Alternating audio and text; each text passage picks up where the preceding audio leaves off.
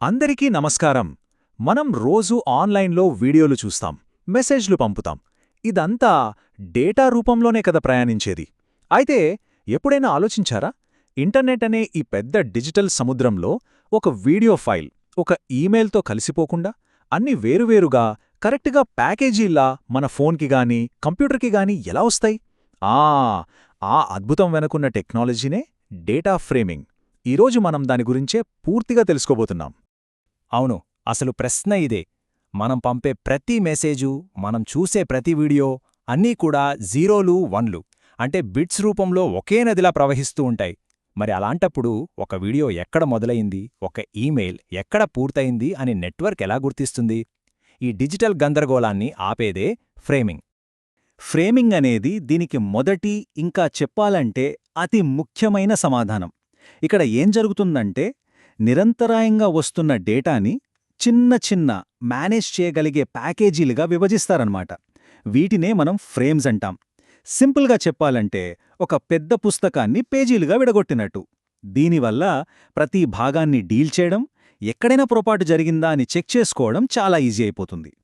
సరే, మరి ఈ సమస్యను పరిష్కరించడానికి ఇంజనీర్లు మొదటగా చేసిన ప్రయత్నమేంటో చూద్దాం. ఇది చాలా సింపుల్ ఐడియా, కానీ అందులో ఒక పెద్ద లోపముంది. అదేంటో ఇప్పుడు చూద్దాం రండి.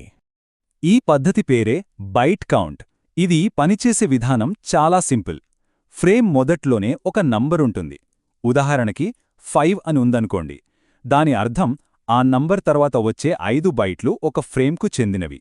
సో రిసీవర్ ఆ 5ని చూసి ఆ తర్వాత 5 బైట్లని ఒక ఫ్రేమ్గా తీసుకుంటుంది. చాలా లాజికల్గా ఉంది కదూ? కాని అసలు చిక్కు ఇక్కడే మొదలైంది. ఒకవేళ ప్రయాణంలో ఆ మొదటి నంబర్, అదే కౌంట్ బైట్ పాడైతే, అంటే ఏదో చిన్న ఎలక్ట్రికల్ గ్లిచ్ వల్ల 5 కాస్త 7గా మారిపోయిందనుకోండి, అప్పుడేమవుతుంది? రిసీవర్ పాపం 7 బైట్లు లెక్కపెట్టి దాన్ని ఒక ఫ్రేమ్గా తీసుకుంటుంది. అంతే. ఆ ఒక్క ఫ్రేమే కాదు, దాని వెనుకాల వచ్చే ఫ్రేమ్లన్నీ కూడా అడ్డం తిరిగిపోతాయి. ఒక డామినో ఎఫెక్ట్లా అన్నమాట. ఒక్క చిన్న తప్పు మొత్తం డేటా స్ట్రీమ్ని పాడు చేస్తుంది. అందుకే ఈ పద్ధతి ఇప్పుడు అస్సలు వాడుకలో లేదు.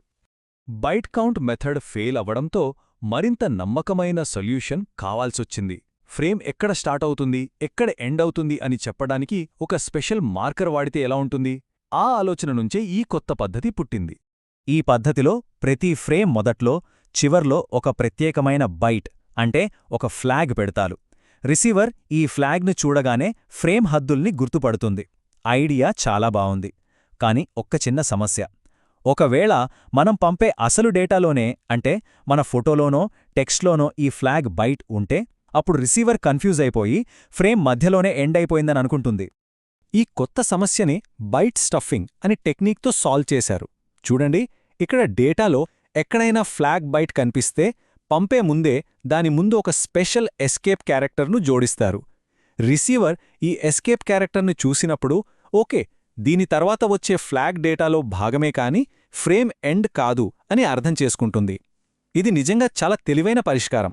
బైట్ స్టఫింగ్ కంటే ఇంకాస్త అడ్వాన్స్డ్, ఇంకా ఎఫిషియెంట్ పద్ధతి ఈ బిట్ స్టఫింగ్. ఇది బైట్ల లెవెల్లో కాకుండా నేరుగా బిట్స్ అంటే జీరోలు, వన్ల లెవెల్లోనే పనిచేస్తుంది.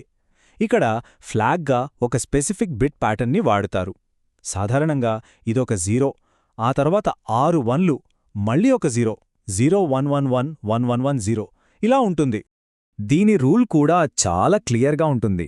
పంపే సిస్టమ్ డేటాలో వరుసగా 5 వన్స్ రాగానే వెంటనే దాని తర్వాత ఒక 0ని చొప్పిస్తుంది.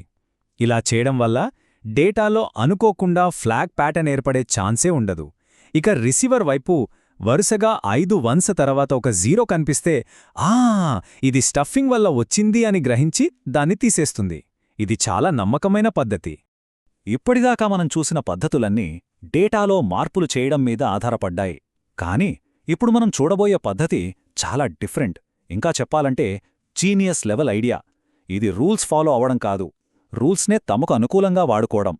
ఈ మాట ఇప్పుడు మనం చూడబోయే టెక్నిక్కి పర్ఫెక్ట్గా సెట్ అవుతుంది.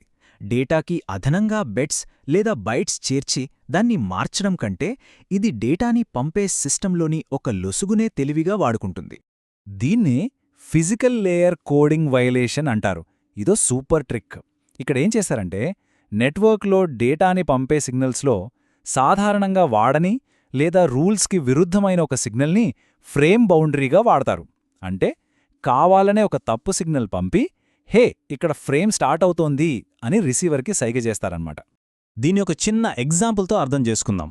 డేటాని పంపడానికి 00, 01, 10 అనే సిగ్నల్స్ మాత్రమే వ్యాలిడ్ అని అనుకుందాం. అంటే 11 అనే సిగ్నల్ ఎప్పుడూ వాడరు. ఈ టెక్నిక్లో పంపేవారు ఫ్రేమ్ మొదట్లో, చివర్లో కావాలనే 11 అనే సిగ్నల్ను పంపుతారు. రిసీవర్ ఎప్పుడైతే ఈ ఇల్లీగల్ 11 సిగ్నల్ని చూస్తుందో అది ఫ్రేమ్ బౌండరీ అని వెంటనే గుర్తుపడుతుంది. ఈ టెక్నిక్తో వచ్చే లాభాలు అద్భుతంగా ఉంటాయి. డేటాకి అదనంగా ఒక్క బిట్ కూడా యాడ్ చెయ్యాల్సిన పనిలేదు. కాబట్టి ఇది చాలా ఫాస్ట్. రిసీవర్ కూడా దీన్ని వెంటనే గుర్తించేస్తుంది. అందుకే ఫైబర్ ఆప్టిక్స్ లాంటి హై స్పీడ్ నెట్వర్క్లలో ఇదొక వరం లాంటిది. రైట్, ఇప్పుడుదాకా మనం 4 వేర్వేరు ఫ్రేమింగ్ టెక్నిక్స్ గురించి తెలుసుకున్నాం కదా. ఇప్పుడు వాటన్నిటినీ ఒకే చోట పెట్టి తోల్చి చూద్దాం. ఏ పద్ధతి ఎక్కడ బెస్ట్ అనేది మనకు క్లియర్గా అర్థమైపోతుంది. ఈ టేబుల్ చూస్తే మనకు మొత్తం కథ అర్థమవుతోంది. బైట్ కౌంట్ టెక్నిక్ చాలా సింపుల్, కానీ నమ్మశక్యం కాదు. ఫ్లాగ్ బైట్స్, బిట్ స్టఫింగ్ రెండూ మంచివే, నమ్మదగినవి. కానీ డేటాకు అదనపు బైట్స్ చేర్చడం వల్ల కాస్త ఓవర్హెడ్ ఉంటుంది. ఇక మన ఫిజికల్ కోడింగ్ ట్రిక్ చాలా తక్కువ ఓవర్హెడ్, అద్భుతమైన విశ్వసనీయత. కానీ ఇది అన్ని చోట్ల అన్ని రకాల హార్డ్వేర్లతో పనిచేయదు. సో ఫైనల్గా మనం నేర్చుకున్నదేంటి? డేటా ట్రాన్స్మిషన్లో వేగం కంటే నమ్మకానికే ఎక్కువ విలువిచ్చారు. అందుకే బైట్ కౌంట్ లాంటి సింపుల్ కానీ రిస్కీ పద్ధతులు కనుమరుగైపోయాయి. ఇప్పుడు మనం వాడుతున్న ఆధునిక ఇంటర్నెట్ అంతా bit stuffing, physical layer tricks లాంటి పటిష్టమైన పద్ధతుల మీద ఆధారపడి నిర్మించబడింది. ఎందుకంటే అవి మన డేటాని సేఫ్గా, కరెక్ట్గా డెస్టినేషన్కి చేరుస్తాయని గ్యారంటీ ఇస్తాయని. ఓకే, డేటాని పర్ఫెక్ట్ ప్యాకేజీలుగా అంటే ఫ్రేమ్లుగా ఎలా తయారు చేయాలో చూశాం. కానీ ఈ ప్యాకేజీల మీద సరైన అడ్రస్ రాసి ప్రపంచంలో ఏ మూలకి పంపినా సరే అది దారి తప్పకుండా ఎలా వెళ్తుంది? ఇది నెట్వర్కింగ్ ప్రయాణంలో నెక్స్ట్ చాలా ఇంట్రెస్టింగ్ పార్ట్. దాని గురించి మరోసారి మాట్లాడుకుందాం.